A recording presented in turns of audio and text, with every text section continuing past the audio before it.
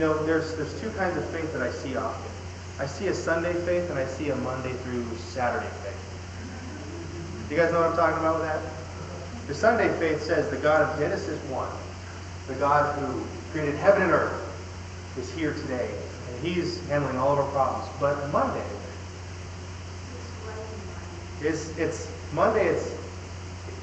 my small problems are too small for God, and so I handle it with another kind of solution that I come up with. I see a faith on Monday that says, well, God stayed in the building on Sunday when I left. I left Him at the building, and He's not here today. He's on vacation or something. Or I see a faith on Tuesday that says, while I'm looking at the internet, that a temptation pops up, and God's just not strong enough to help me get through this. If somebody calls, back in the day when I still had close friends who were in the world that I was in, who would call me up and say, hey, you got to come out to this party. You're just going to hang out. I know you're not drinking, man. You just sit there and we just miss you. And I'd go there, and sure enough, man, someone put that cup in my hand, and it was on. And I would think, man, on Sunday, I'm like, I just wish it was.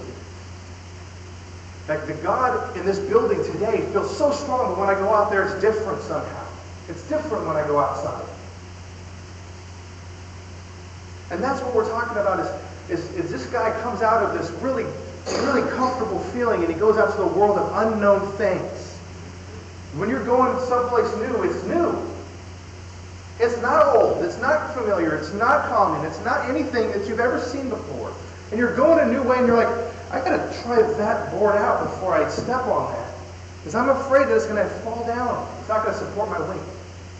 And so you're anxious about where you're going. You're completely attentive.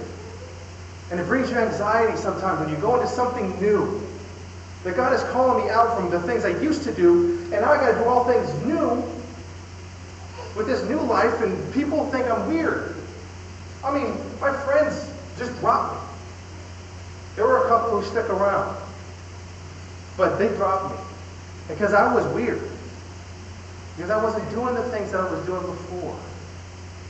And I had a hard time following, and a hard time walking through.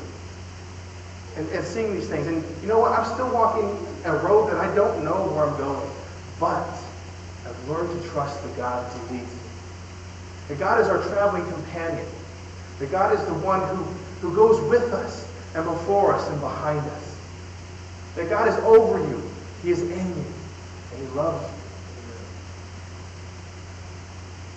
That's the best part of this whole thing. See, that's what this Psalm 21 is saying, is that the same faith that works on Sunday is the same faith that's going to work on Monday and is going to be there on Saturday.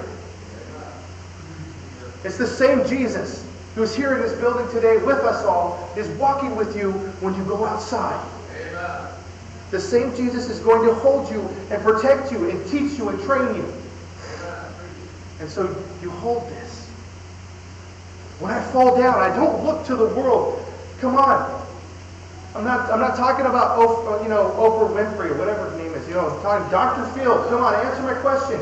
I need you, God. I'm not looking to the mountains anymore. I'm not looking to what the world's got to offer to tell me how to fix my life. I don't want to hear them anymore. I want you, God. Tell me. Because I can't fix this. I found out I can't fix it. You can't fix it. He can fix it. He's my last chance. He's my only hope. The more I put my weight, the more I put my life. My life is in danger. Your life is in danger as we travel. But we're outside of our comfort zone. And the more I put my life in the hand of God, the more I find out how safe I really am. And I thought for sure that I was going to die. He saved my life. That is something to celebrate. That's something to get excited about. Yeah, okay. I have problems. But I'm excited because God is walking as my traveling companion. God is your guardian, right at your side to protect you, shielding you from sunstroke, sheltering you from moonstroke. God guards you from every evil. He guards your very life. To think that the Christian life is all joyous bliss and wondrous escapes to the heavenly garden, like, I go to the garden alone. You know, you're walking through here, and the dew is still on the roses, and it's beautiful. And then you meet with God there. It's a few and far between experience for me. Often I go to God with anxiety. I might go to God for anxiety for me, or I might go to anxiety for you. When I've gone to Him with some anxiety, I'm afraid, God. And I've seen God walk into my heart, all locked up with fear, and say, peace be unto you. And God comes and He corrects me and goes, peace be unto you. Because I've got problems still. And God is loving me. And He loves you. He guards your very life. The Christian life, the Christian walk, is going to God. You guys grasp that? You're on a trip to God. What does that mean? You still fill up at the same gas stations that everybody else does.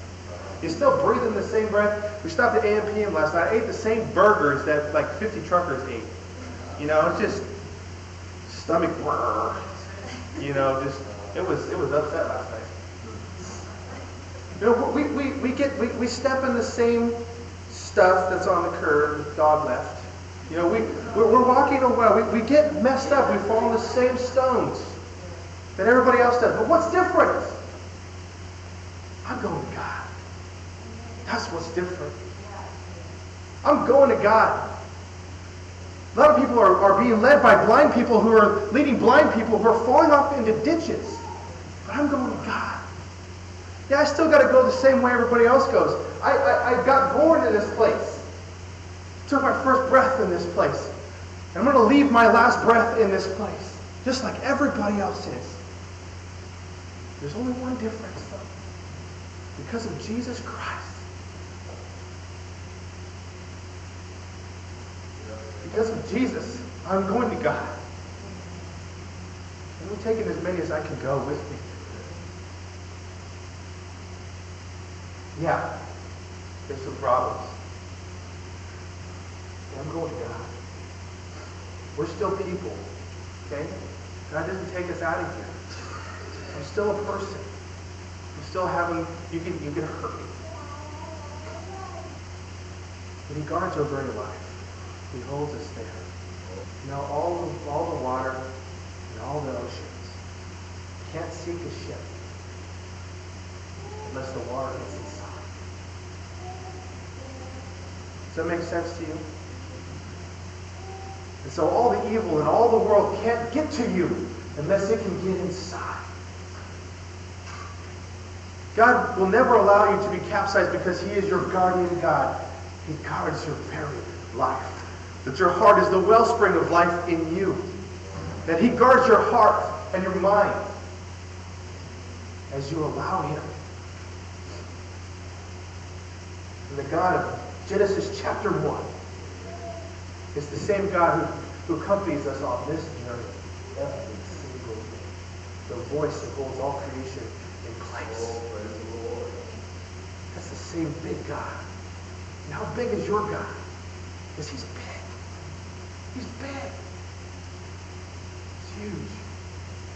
And yet He's small enough to be with me. He's close enough.